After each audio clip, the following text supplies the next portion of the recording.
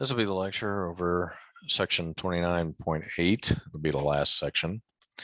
We're going to talk about superconductivity. So as the temperature decreases in a superconductor, the resistivity at first decreases smoothly. But then at critical temperature, a phase transition occurs and the resistivity suddenly drops to zero. One recently discovered superconductor has a critical temperature of 160 Kelvin. When we place a superconductor in a magnetic field, eddy currents are induced that exactly cancel the applied field everywhere inside the material. A magnetic field can never exist inside a type 1 superconducting material.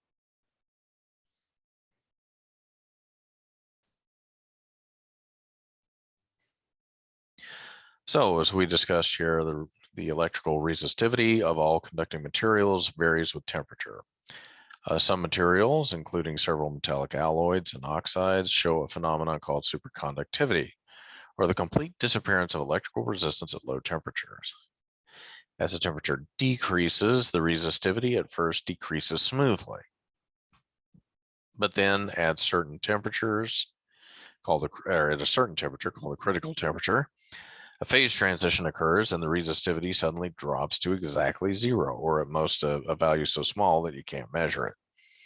When a current is established in a superconducting ring, it continues indefinitely with no need for an external energy source.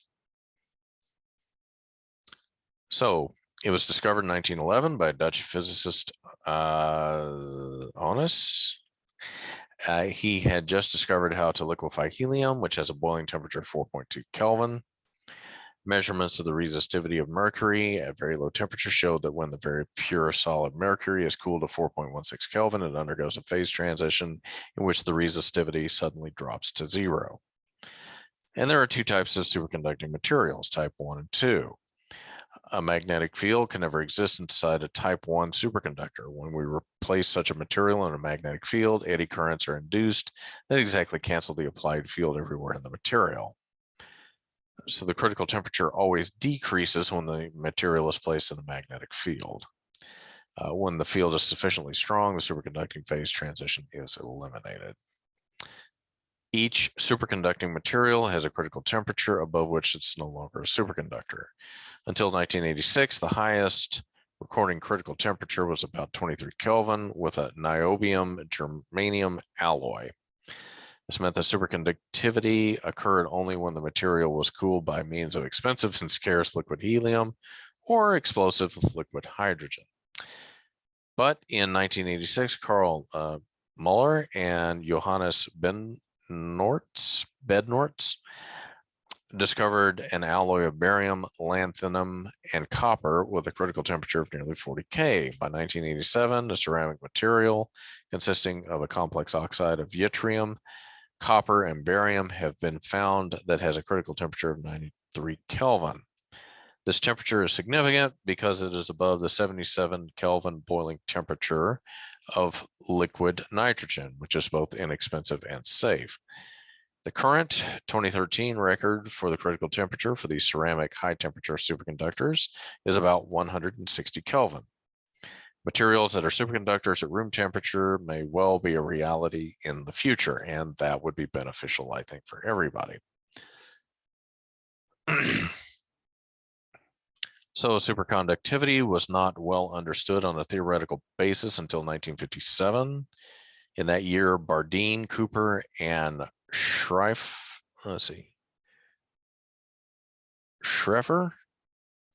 published the theory, now called the BCS theory, that was to earn them a Nobel Prize in 1972. The key to the BCS theory is the interaction between pairs of conduction electrons called Cooper pairs, caused by an interaction with the positive ion cores of the crystal structure. A free electron exerts attractive forces on nearby positive ion cores, pulling them slightly closer together and distorting the structure. The resulting slight concentration of positive charge then exerts an attractive force on another electron with momentum opposite that of the first electron. At ordinary temperature, this electron pair interaction is small compared to the energies of thermal motion, but at very low temperatures, it becomes significant.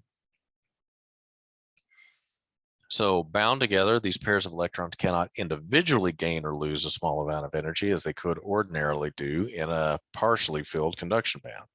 The result is an energy gap in the allowed states of the pairs and a low energy at low temperatures. There's not enough energy for the pair to jump the gap.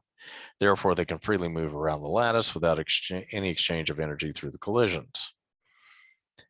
So when a type 2 superconductor is placed in a magnetic field, the bulk of the material is superconducting, but there are thin filaments of material in a normal state aligned parallel to the field. Currents circulate around the boundaries of these filaments, and there is a magnetic flux inside the filaments. Type 2 superconductors are used for electromagnets because the larger magnetic fields can usually be present without destroying the superconducting state as possible with ordinary superconductors.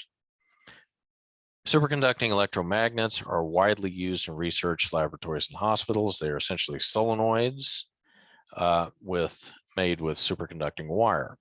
Once a current is established in the coil of such a magnet, no additional power input is required because there is no resistive energy loss. The coils only need to be maintained at a temperature that is below the transition temperature of the wire, which is usually achieved by immersing them in a bath of liquid helium. Liquid helium boils at 4.2 Kelvin, and the coil will retain its current and magnetic field as long as it remains submerged. In practice, superconducting magnets can attain large fields much more easily and economically than conventional magnets. Fields on the order of 10 Teslas are fairly routine. So one important application of superconducting electromagnets is the MRI. It's an extremely valuable diagnostic tool that can produce images with good contrast between differing soft tissues. In order to produce it, a stagnant magnetic field must be applied, a static magnetic field must be applied to the patient. It's done by sliding the patient into a large diameter superconducting coil. The coil produces a static magnetic field of 1 to 3 Teslas, which partially aligns the magnetic moments of the protons in the nucleus of the hydrogen atoms in the body. The proton, like the electron, has a spin magnetic moment that will rotate to align with the externally applied magnetic field. Once the patient is placed in the magnetic field, a pulse of electromagnetic radiation is used to probe the aligned protons. Using this information, a computer can construct a soft tissue image. Because it does not rely on high energy radiation like X-rays, it has no adverse side effects. And basically, we're still looking for superconductors with higher temperatures. So I hope you learned something out of this particular section.